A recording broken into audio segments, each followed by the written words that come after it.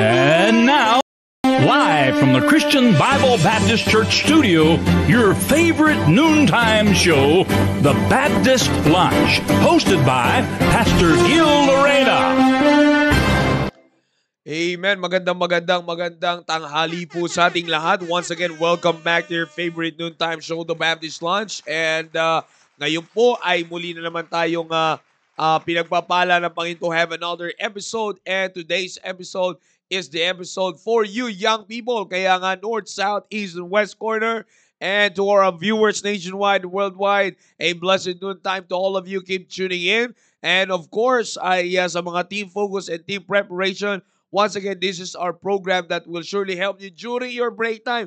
Alam kong break time nyo ngayon, kung may kasama kayong kaibigan nyo, workmate ninyo, ay keep tuning in. Let them watch our program para alam nila kung saan ka lumalago spiritually. Alright? Muli, magandang tanghali po sa bawat isa po sa atin. And of course, let's continue to pray for the success of our evangelistic meeting doon sa Katanawan, Quezon. Patuloy po nating ipinalangin at bigyan sila ng maayos na bigyan sila ng Panginoon na maayos sa panahon, and higit sa lahat na maraming taong maidalan mapakilala ang Panginoon sa gawain na nandoon sa Katanawan, Quezon. Panalangin po natin ang ating soul winning action team na nandoon, and let's continue to pray that God will use them mightily. And of course, ganun din ay patuloy nating ilapit sa Panginoon, no? Patuloy nating ilapit sa Panginoon na pagpalain niya ang ating programa sa tanghali po na ito. Alright? So tuloy-tuloy tayo mga kapatid. Nandito pa rin tayo sa ating topic, cultivate and motivate. Alam niyo po, bagamat tumatagal po tayo sa topic po na ito,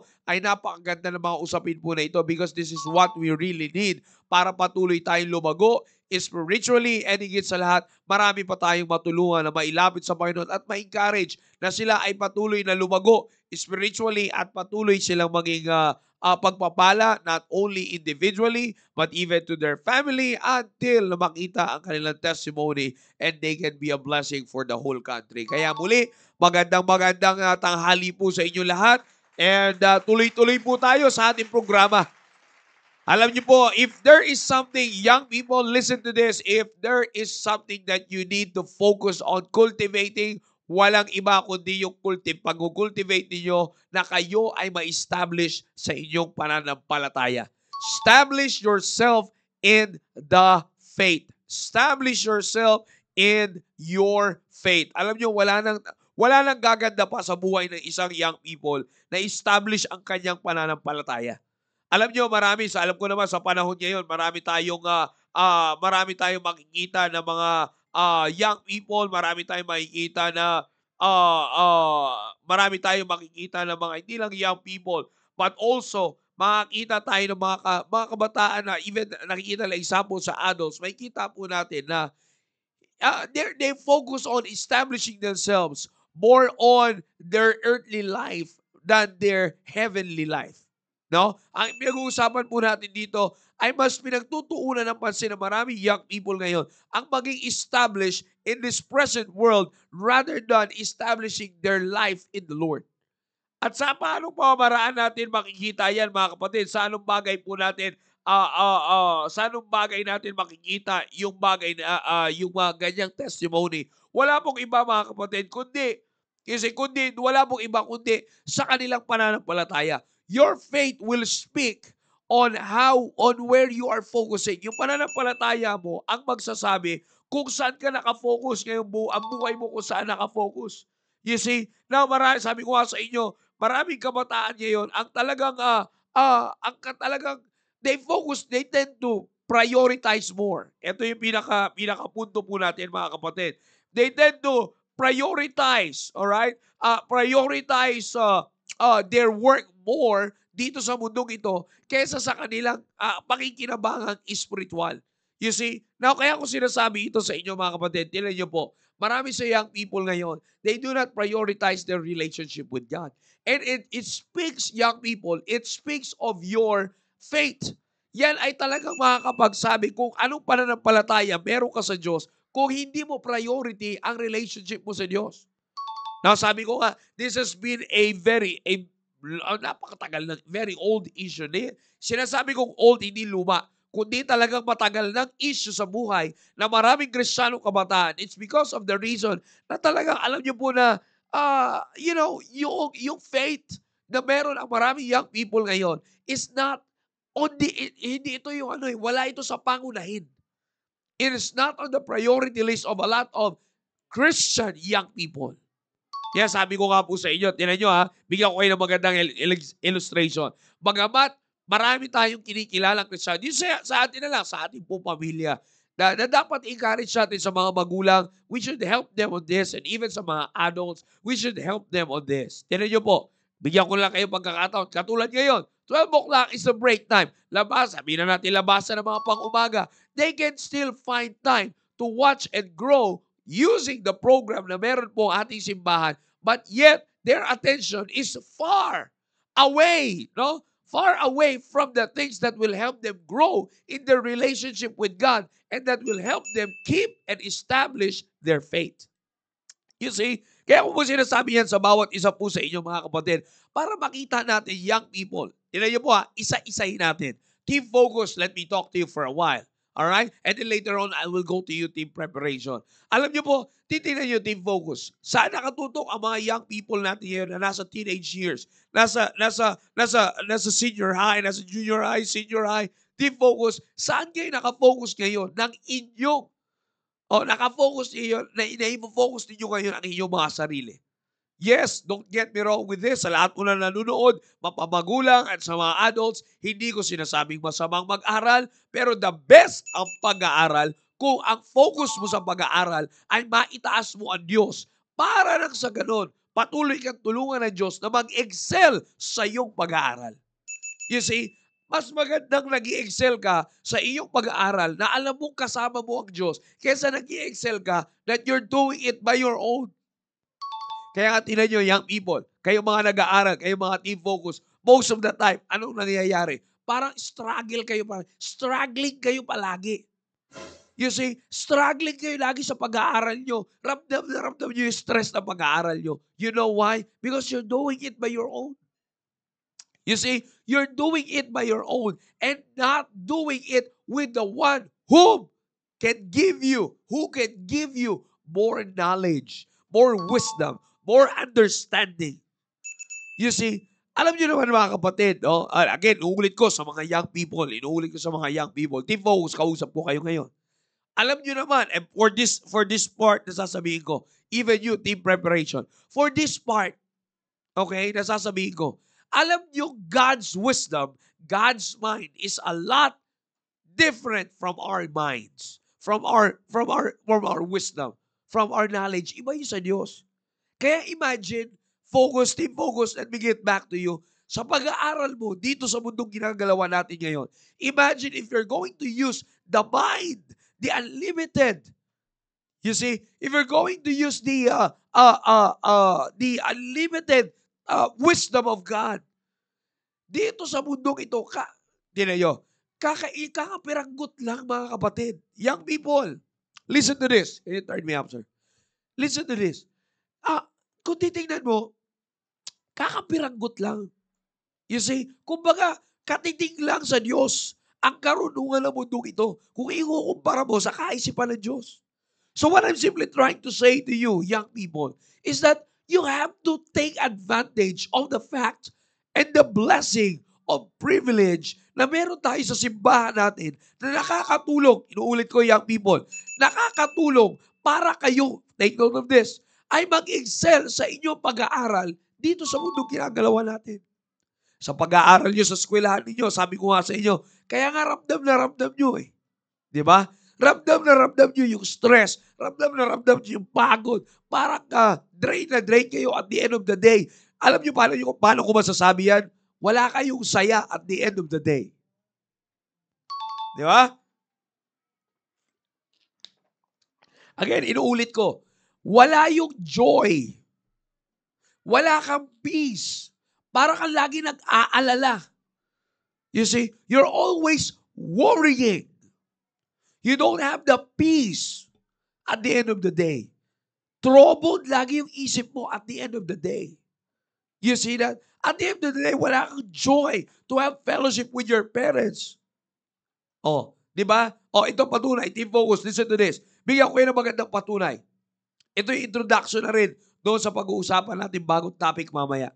You see, ano yun? Tingnan nyo, itong patunay na namamali ang focus ninyo pagdating sa bagay yan. Tingnan nyo, ano ang ginagawa ninyong outlet para pantanggal nyo ng stress?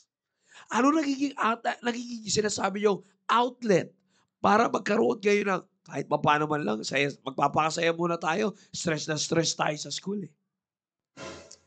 Ano ginagawa nyo outlet? Your friends, people who are living compromised in this present wicked world. People who are enjoying the seat of the scornful. People who doesn't mind, who doesn't care. Mga tao na nilalapitan nyo ng mga tao na naituturing yung kaibigan na walang kinalaman sa paglago ng relasyon nyo sa Diyos. You don't even get to go to your Bible. You don't even get to go on your knees to pray. You see, why? Because you're trying to establish yourself in this present world without establishing your faith first. Kaya hirap na hirap kayo eh. Now let me go to you, team preparation. Listen to this, team preparation. Napaka-importante nito. You see, team preparation.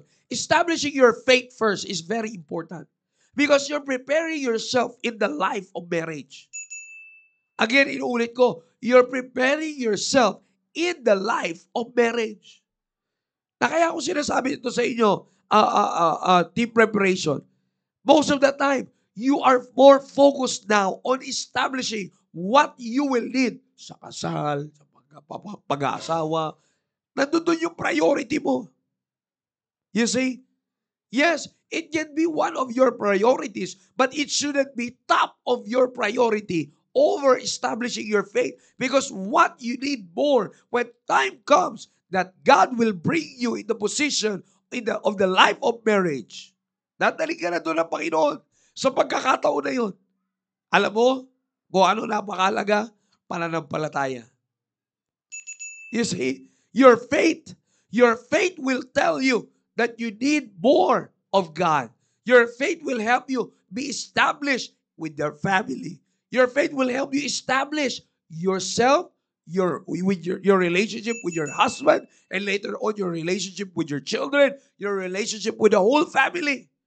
Ang makakatulong sa iyo primarily is the faith.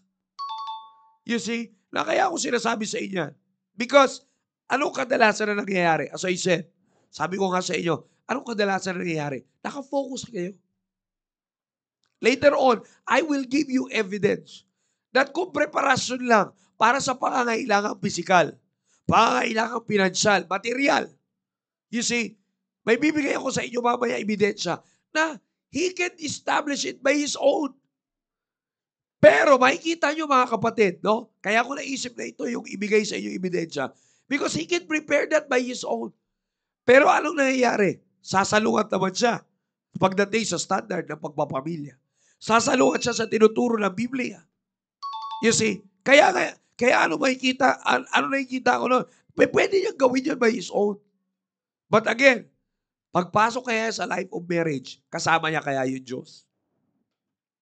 But yet, when he choose to establish himself on his faith first, God gave him a much better preparation for the life of marriage. You see? Kaya nga sinasabi ko sa inyo to, of course, when it comes to establishing our faith, anong makakatulong sa atin dyan? Walang iba kundi ang salita ng Diyos. Kaya nga, napakaganda ng verse na ito sa Psalm 119, verse number 38. Sabi dito, Psalm 119, verse 38. Establish thy word. Okay, this is the Psalm of David. Establish thy word unto thy servant, who is devoted to thy fear. You see, alam niyo, madali ang magsabi na may pagkatakot ka sa Diyos. Eh. Kanina, yan yung aking, yan yung aking, what do you call this? Yan yung aking itinuro sa devotion na academy.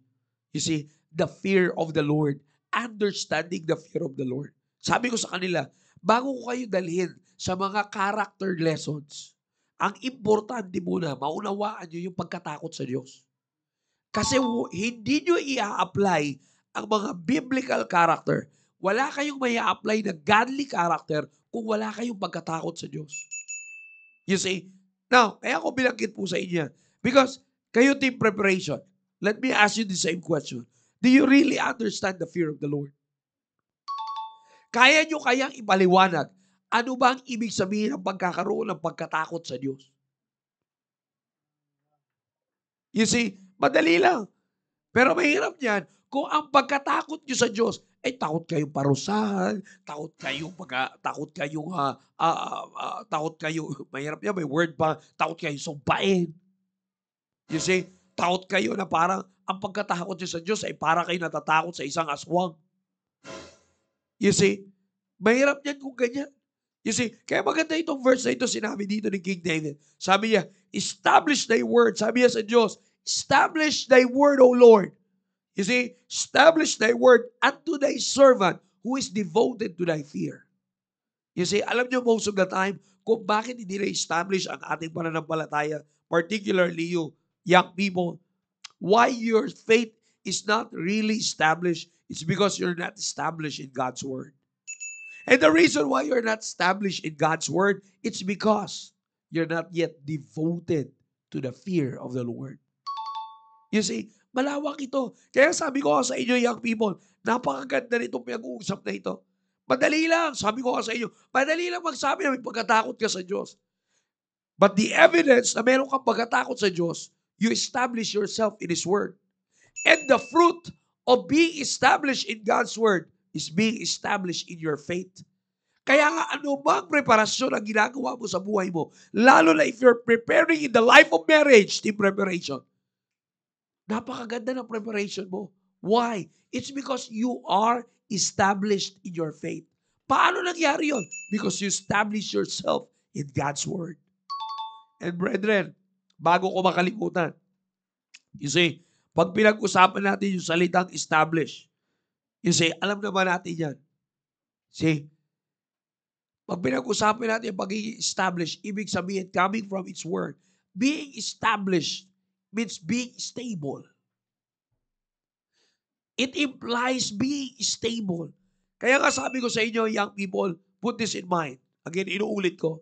No? Put this in mind. You see, put this in mind, young people. Being established in the word is simply being established, being stable in your faith. Kaya sabi ko sa inyo, being stable in your faith naman, mga kapatid, eto na. Ano na nangyayari naman ngayon? Being established in the faith, being stable in His word, stability. Eh, hindi ka pa windang-windang. You see? Asa na? Google me, diba? You see, now, it's very important, again, as I said, it is very important, napakahalaga, no? Napakahalaga, young people, na ang bawat isa, okay, ang bawat isa sa inyo ay magbibigay, magtutuon ng pansin. Saan? Sa pag-i-establish nyo sa pananampalataya ninyo. Pagiging established nyo sa faith ninyo. Yung sabi ko nga sa inyo, most of the time, ito kadalasan nangyayari. Alright? You have to accept the fact. You have to accept this truth. Nagpre-prepare na kayo sa mga bagay na akala nyo yun yung makakatulong sa inyo. I mean, again, team preparation. Sabi ko nga ngayon, maybe it's your break time, but are you still growing? Are you focusing on this program? That will help you establish you in your faith. By establishing yourself in the principle of His word, it's because you're devoted to the fear of the Lord. You see, kaya yan ang napakaganda. Kaya ako sinasabi ito sa inyo, mga kapatid, young people. Because you have a lot of things ahead of you. You see, bago ka pumasok sa pagpapamilya, establish mo muna pananampalataya mo. Because later on, here's the main point here. Later on, if you're not going to establish yourself in your faith at pumasok ka sa pagpapamilya, hindi mo pagkakatiwalaan ng Diyos na buhayin ang pamilya mo. You will have trust issues with God. That's the very saddest part of your life, young people. Team focus, team preparation. Kung sa pag-aaral mo, team focus, nag-aaral ka pala ngayon, you're not yet focused on establishing your faith, you'll have trust issues with God. The same thing with youth and preparation. Kung ngayon pala nag-prepare ka for the life of marriage, hindi mo na pinatuunan ng pansin yung pag-establish mo sarili mo sa pananampalataya at sa salita ng Diyos. Later on, hindi mo pagtutuunan ng pansin na pagkatiwalaan ng Diyos. Sabi ko nga, madali lang. Madali lang magsabi na nagtitiwala ka sa Diyos. Talaga ba? Pero bakit pag inilagay ka na ng mundo sa compromising situation, bibigay ka na kagad, young people, instead na manatili kang maging matatag sa pananampalataya mo? Bakit kadalasan bumibigay? Kahapon nga lang, may pinagsabihan ako, young people. Sabi ko sa kanya, mag-ingat ka, Brad, kasi baka ka ako pinaglalaroan mo na sa salita ng Diyos. Unawain mo na maigi ang iyong ipinapahayag na patotoo sa salita ng Diyos. Bakit ko sinabi sa kanya yun? Because, you see, we're praying and we're promoting, we're glad that God has blessed him na mabago siya, but yet, he's trying to live another life after that. You see? So, anong question niya yun? Saan ang problema? Not yet established in the faith. Kaya nga as a young people, team focus, team preparation, focusing yourself on establishing your faith with God, it will help you grow on your relationship with God, and it will help you put God as the priority of your life. Ito yung sinasabi kong ebidensya sa inyo. Ngayon, team focus, team preparation. Pagdating sa pag-i-establish ang pananampalataya sa Diyos, habang nag-aanda for the life of marriage. Brother JJL, magandang tanghali sa iyo. Yan, amen. Good afternoon, sir. Good afternoon, Sir Jao. Yan. Ako'y nagpapasalamat sa Panginoon. Nakasama natin yun, mga kapatid, si Brother JJL. At chinat ko to kahapon. Chinat ko to siya kagabi na maging bisita natin ngayon. And by the grace of God, kasama. Brother JJL, bati ka na muna sa mga ating tagapagsubaybay. Yes, sir. Mga magandang tanghali po. Magandang tanghali po lahat sa ating mahal na pastor and Sir Jao. Maraming salamat sa privilege na binigay maging guest po dito sa ating programa, The Baptist Lunch. And binabati ko rin po ang aming leader sa Pasay West, Sir RG, buong Pasay West, sa team preparation, team patient. Good afternoon po. Ganun din po, huwag kong kalimutan, ang office ko sa operation sa C3. Nakapagsubaybay po sila ngayon. Amen. Medyo nawawala yung picture mo, Jel. Yan. Okay. Alright. So, yan. Medyo nawawala siguro sa signal yan. Pero clear naman yung sound mo. Yes, sir. Thank you, sir. As a family, kila mama, papa, nandyan nakapag-join din po sila. Sila ate, nakapag-join din po sila. Magandang tanghali po. And sa lahat po, sa mga sa church, good afternoon po sa ating lahat. Amen. Brother JJL, mayroon lang ako nais na sa'yo, na nais no itanong sa'yo. Magandang ma-share natin ito. Because katulad na sinabi ko nga kanina, na kung preparation lang, materially, financially, no, individually, kung preparation lang sa ganyan, sabi ko nga kanina, you can do it before pa bago ka pa napunta sa church. Di ba? So, you can do it by your own. Pero anong kinaibahan ngayon na ginawa mong priority yung pag-establish muna ng pananampalataya mo sa Diyos? Yes, sir. Thank you, sir. Sa totoo lang po, sir, maraming salamat based sa experience before pa pumunta po dito. Sa church po natin, year 2021, di pa po naka-church ng 2020 after graduation. And meron po akong dating prinsipyo, labas sa salita ng Panginoon. Ano po to? Ang prinsipyo po sa akin is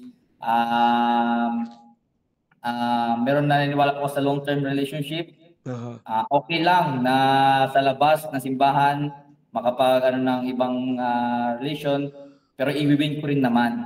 So lahat ng ma-entertain ko, gusto ko i-invite ko sa church. Kung gusto mo magano tayo, dapat sa church ka. Yeah, so dati mga prinsipyo ko po dati yan. Kaya dumating sa punto na talagang pinakita ng Panginoon na mali talaga yon. Yeah. Meron na dandun po yung consequence, nagmamanifest talaga yung worst testimony. Nakita ko po yun ng testimony ko. At katulad din po sa preaching po last Sunday, like Manase, di ba? Talagang hindi ka para dyan eh. So talagang dinala ako ng Diyos doon sa mismo kung mag-entertain ka. Dumating po sa punto, sir, na ako na po hindi po nag-entertain pero talagang ako na po yung pinupuntahan. So problema na po, kahit saan po akong punta, talagang nasusundan po ako. Kaya kahit pagtulog, isa po sa pagtawag ito, yung sa hindi po ako nag-stay sa barracks. Kaya ang nangyayari po talaga kahit saan po natutulog. Dumating po talaga sa punto yan. Kaya sabi ko sa Panginoon, Lord, surrender na ako. Hindi talagang sabi ko sa Panginoon na Panginoon, hindi talaga ito ang tamang ko. Kaya bumalik ako sa commitment. Talaga bumalik po ako sa pananampalataya, which is talagang naparati po na nakikinig na po natin sa ating church, sa ating mahal na pastor. Kaya po ako ng commitment na itigil na po talaga. Kaya hindi po madali, hindi po talaga dali na magic na itigil lang po. Kaya sabi ko, ito po nga ko na nakausap ko po ang aming leader, si RG. Meron po akong nilalapitan sa church. Talaga sabi ko po, ititigil ko na po. Gusto ko na po talaga focus. Sabi ko po sa kanila, sir, establish the faith, my faith in God. So sabi ko, yung time ko, yung pera ko, yung effort ko, sa sayo na po, Panginoon. Kaya kapag sabi ko, pagkabakante ako sa church, kung meron naman akong gagastusin, kung kailangan ako magmerienda, how much na hindi ko puro sa church. Nagano po ko sa aking offering, sa aking tithes, ganoon din sa pang-commitment. Ay gusto ko, kung magagastos man mo ako, kung manglilibre lang naman ako, bakit sa iba pang tao? Dito na sa church. Kaya ako yung maraming salamat sa binigay ng Panginoon. Doon po ako nagsimula. Gusto ko sa lahat ng time. Practical, gusto ko sa church. Kaya dumating po sa punto, sir, na talagang by the grace of God, talagang pinakita ng Panginoon at talagang diligtas po talaga ako ng Panginoon. Napakamahal na Panginoon, pinakita po sa akin. Hanggang ngayon, na-enjoy ko po ang patuloy na paalala ng Panginoon. Patuloy na-enjoy ko po ang pagsunod ko sa Panginoon.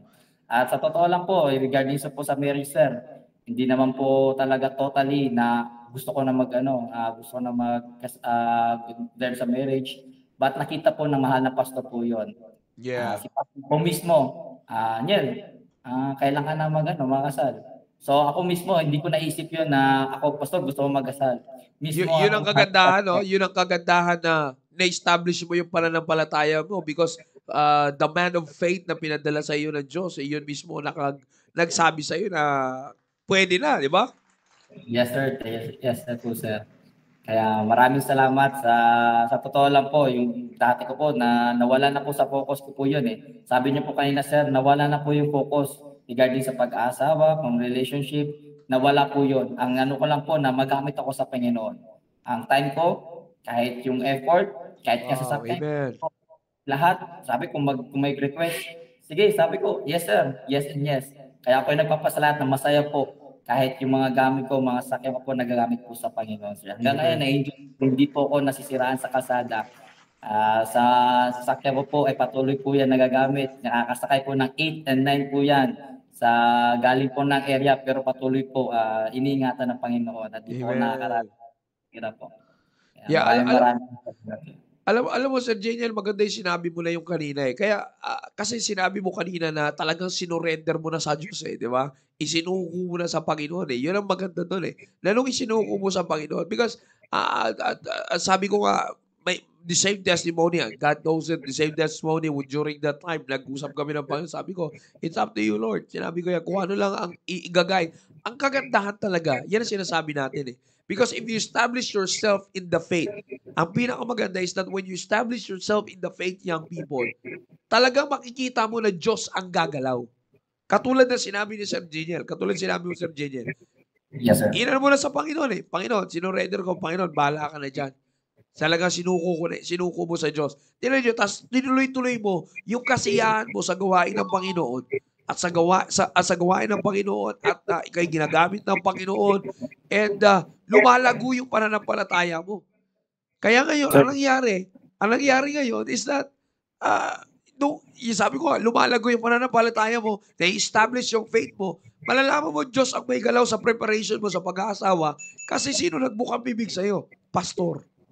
Yes, sir. You see, yan ang sinasabi ko, young people. Hindi ko naman sinasabi na kailangan antayin nyo pang sabihan kayo ni pastor na gano'n. Because God will, even your parents, God will use it. Ang problema, inuunahan yung magulang nyo. Di ba? Yan ang nagiging problema ninyo, young people. Nauna kayo, kaya nga team focus, lalo pa kayo. Nauna pa kayo sa team prep eh.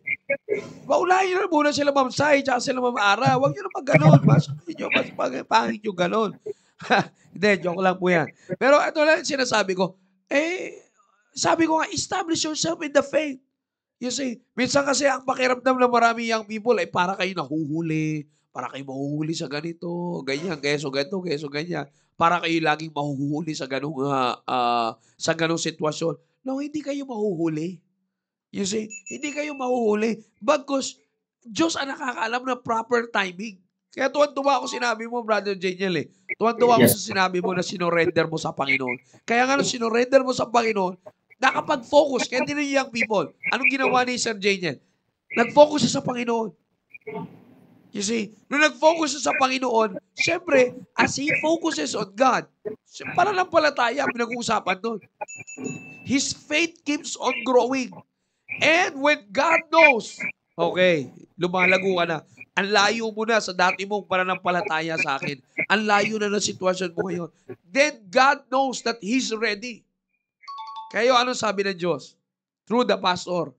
Sige, talungin mo na yan. Ako, mga kapatid, hindi man nagsabi si pastor na kinausap siya ng Diyos. Pero alam naman natin, tandaan natin, the pastor is the mouthpiece of God. Kaya nga kung pagdating sa ikalalago natin sa buhay natin Kristiyano, pag nagbitaw ng salita sa atin ang ating pastor, consider nyo palagi, ginamit yata ng Diyos si pastor. Kasi katulad ng sinabi ni Brother Janiel, pagkatapos i-render lahat, nag-focus siya sa Panginoon, nag-focus sa simbahan, sa gawain ng Diyos, lumago sa pananampalataya, and then, pumasok si pastor. O anong tanong sa iyo, sir? Anong tanong sa iyo? Ano daw?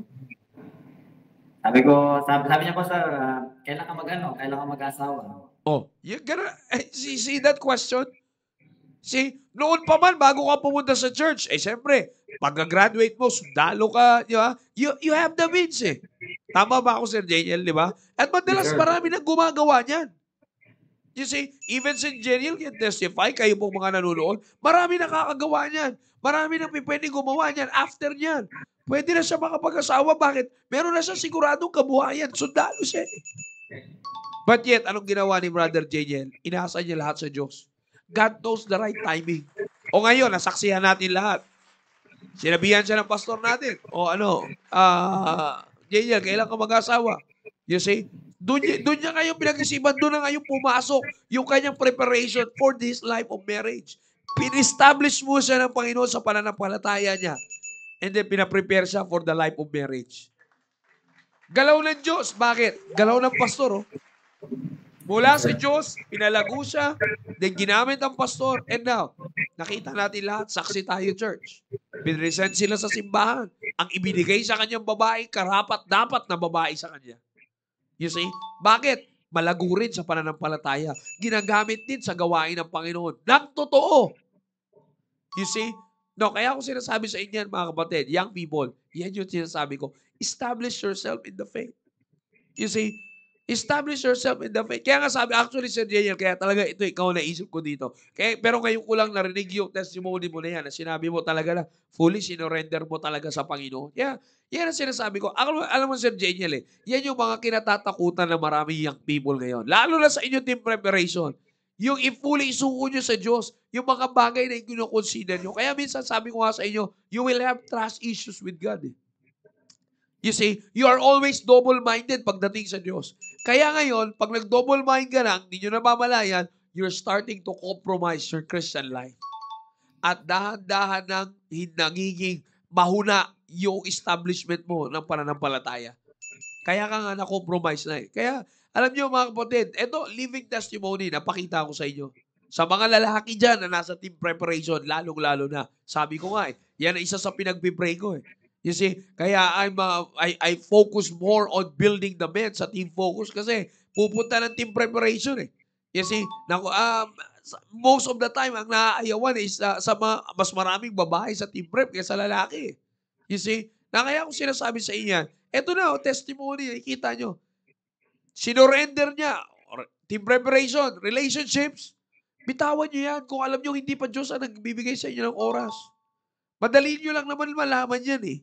You see, paano nyo even kayo naman mismo, kahit na kayo nang tanungin ko ngayon eh, hindi nyo rin kaya sagutin sarili mo, siya ba talaga binigay ng Diyos? Halimbawa, ganyan itanong sa iyo, yan ba talaga sigurado kang binigay ng Diyos? I-trace back mo, kung talagang binigay siya sa iyo ng Diyos, paano mo nakuha? Sa pamamaraan ba ng Diyos? Inuman natin ang tubig to, Sir Jane, excuse me. Ganun lang naman kasimple yan eh. Di ba, Sir Jeniel? Para mo malalaman na bigay ng Diyos, tinrabaho mo sa pamamaraan ng Diyos. Si Sir Jeniel, di ba? Kasama mo ang pastor natin, guided by the pastor. Di ba, Sir Jeniel, yung courtship mo? Anong masasabi mo? Ito, Sir Jeniel, para marinig lang ng karamihan dito na mga taga. Anong masasabi mo kaibahan ng kinasanayan mong courtship before kesa yung courtship na na-establish na yung pananampalataya mo? Yes, sir. Napakalaki po, sir. Dati po, sir, kahit ano na lang, sir, kung nakukuha mo talaga, sa totoo lang, hindi naman sa ano, sir, pero kahit saan-saan mo na nakukuha mo. Kahit saan-saan na nakukuha, sir. Sabi natin, kahit anong lugar, in terms sa testimony, wala po talagang maayos. Talaga sa totoo lang, sir, yung hiya, yung expose, may tinatago talaga kaya, sir. Hindi nyo pwedeng ilabas. Sabi na nga lang, kahit sa hindi po talaga pwede. Pero nung dumating po talaga sa punto, sir, yung parang may lakas na loob ka, lumapit sa magulang, lumapit sa kuya, sabi po sa nagdidapit ako rin po si Pastor Jed, yung pastor po doon sa 13, before po ako lumapit po kay Ma'am Angeli, ay talagang hindi ka po talagang taas noo ka, hindi naman po sana meron pong hiya, pero meron kang confidence dahil tama po yung process na ginawa mo. Yun. Iba yung confidence, no? Yes, sir. Pinaka po, approved by pastor. Isa sa mga pinakamadaling na ano po doon, dahil aprobado po sa ating man of pastor, sa ating man of God. Kaya pagdating ko po doon, okay na, approve naman ni pastor. Sige, pwede na. Wala po, kumain lang po kami doon. Konting usap lang po at talagang madaling usapan. Kaya sabi ko, napakadali po talaga kapag in terms sa courtship, napakadali po kapag sumunod po ng tama. Yun. Para sa mga nanonood na magulang dito, yan ang magandang matandaan ninyo. You see, hindi yung lalapitan lang kayo na by their own, na sasabihin na, hindi ko po lulukuhin ang anak nyo. Pag hindi nyo nakitang hindi nga nagpe-perform ng mga ayos sa simbahan, pagkakatiwalaan nyo pa. Di ba? I'm just giving you tip, parents. No? Kung hindi nga ginagamit ng Panginoon papaanong assurance nyo na maayos yan sa anak ninyo? Kahit sabihin nyo, ako yung nagja-judge. Kung maayos yan, bakit hindi nagpapagamit sa Diyos? Di ba? Kaya sabi ko nga, ito naman, hindi man po ako magsasalita sa inyo ng panghuhusga kung wala akong papatunay na papakitang patunay. Ito po, nasa harap natin. Kasama natin ngayon, si Brother Jane. You see, iba yung confidence yung sinasabi. Tsaka alam mo, malinis yung pakay mo di ba, sir, no? Iba, alam mo na, totoo ka sa iharap mo You see, totoo yun. Kasi unlike the difference of courtships of both worlds, sa world and sa Christian world and sa sinners world, you see, sinasabi ko kaya, napaka-importante talaga na establish muna pananampalataya. You see, may establish muna pananampalataya. Katulad nga sinabi ko maganda yung sinasabi mo na yan Ang kagandahan kasi ito sa mga parents na nanonood po ngayon, hindi naman si pastor ang namimili hindi naman si Brother Jane yan, makakapagpatunay yan Hindi naman si pastor. And ang point there is, ang kagandahan lang nun kasi, pag-establish sa faith yung taong lalapit sa inyo para hingiin yung kamay ng anak ninyo. You see, mas maganda na sigurado kayo, establish ang pananampalataya. At sino ang kakailanganin mong patunay? Makakatulong sa iyo, parents, para masabing maayos ang pananampalataya ng anak, ng hihingi ng kamay ng anak mo. Diyan, siyempre, yung pastor mo. You see, Kaya pag natanong nyo sa pastor, ay pagka natanong nyo, pagka mostly Sir Daniel natanong, alam ba ni pastor yan? Ayun na. Pag nautal na, huwag nyo na ituloy. Huwag nyo na suportahan. Hindi yan agad sa, alam nyo, minsan kasi nakakalungkot, pahapyaw lang. Hindi nga, minsan kasi nakakalungkot eh. Kapag porket nakikita nyo na kayang buhayin yung anak nyo, okay na eh. Di ba? Bars yan, para sa mga magulang nanonood nyo yun.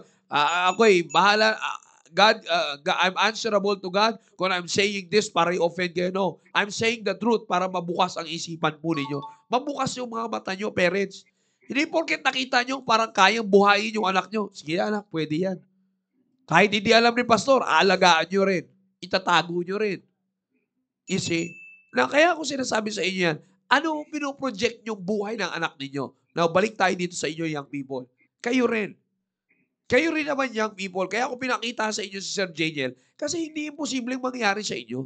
Posible na mangyari sa inyo na pumasok kayo sa life of marriage, established in the faith first. Kasi mas maayos ang kalalabasan. Yan sinasabi ko. Kaya ito, sabi ko nga, nakita natin yun. Iba ang courtship, may kakayanan, Sir Janiel. Yes, may kakayanan. Pero sinurrender niya sa Diyos. Sinukuan niya rin eh. So ngayon, nung sinuko niya, in-establish siya ng Diyos sa pananampalataya niya, nagtiwala siya sa Diyos, gamit ang man of God, pinaprepare siya for the life of marriage. Eh ngayon, kailan niya yung nakatakdang kasal, sir? October 24, 4 p.m. October 24, 4 p.m. Oh. Yes, sir. You see, pamilya natin, may ikakasal, nakapamilya natin sa simbahan natin.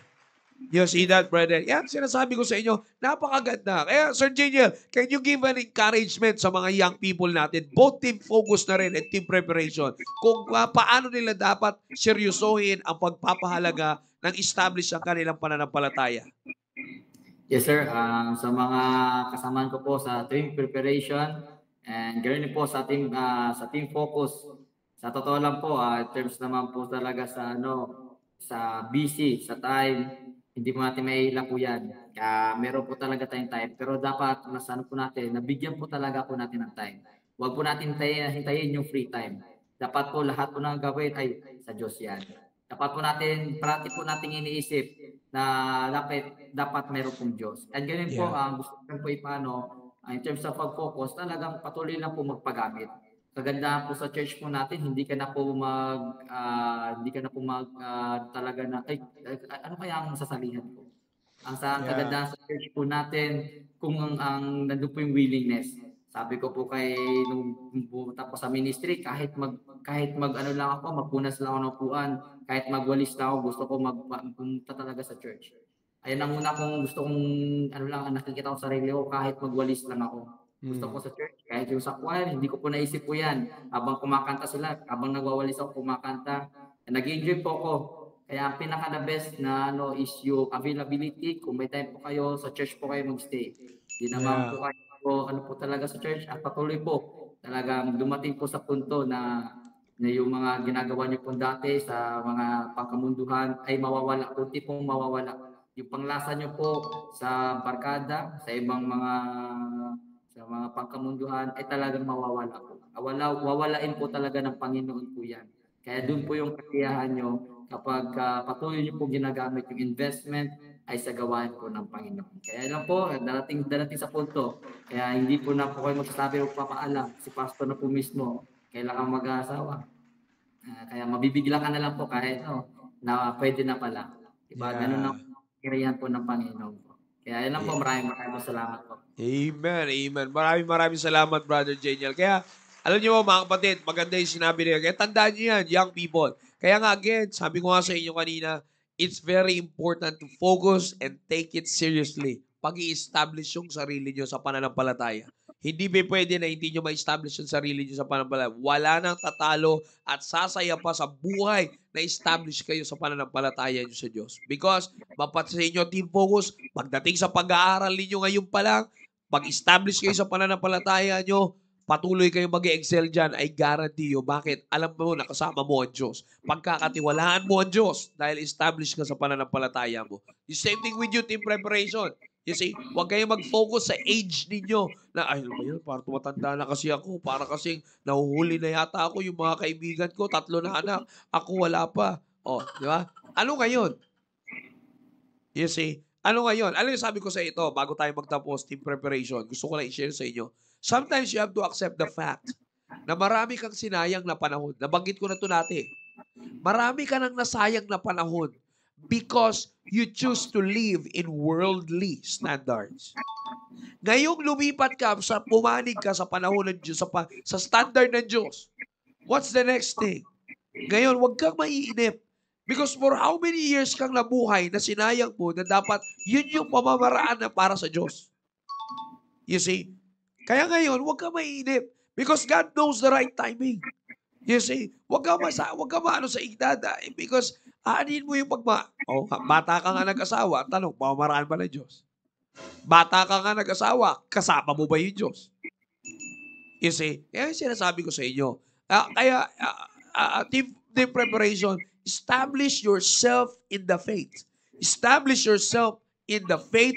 Grow in your faith. Grow in your relationship with God. Hindi mo mamalayan. Sasabihan ka na lang ng Diyos.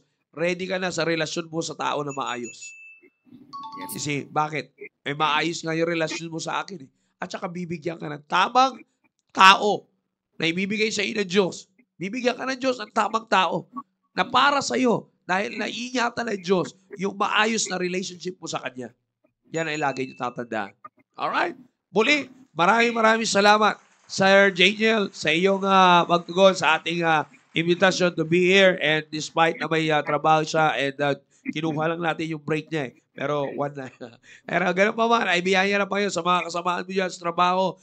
Shoutout sa inyo lahat dyan, and keep tuning in, and keep on I'm praying na patuloy kayong magiging maayos sa halimbawa sa inyo si Brother JL. And bagamat magkakasama kayo sa trabaho, kung ano nangyayari sa kanya, pwede mangyari sa inyo pagkatiwalaan nyo lang ang Diyos at manampalataya kayo sa Diyos. Alright? Muli, sa inyo, dito na tayo magwawakas sa ating mga tagapagsubaybay, North, South, East, and West Corner. Thank you very much for tuning in with us. Maraming salamat, Team Focus, Team Preparation, and to all our viewers nationwide and worldwide. Again, Sir Janiel, thank you very much. And God bless us all. At tabayanan nyo mamaya, Team Focus, ang bagong pag-uusapan natin sa Staying Alive program. God bless you all. And on top of all of this, lagi namin sinasabing, to God be the glory. Thank you, Brother Janiel. Good afternoon, everyone.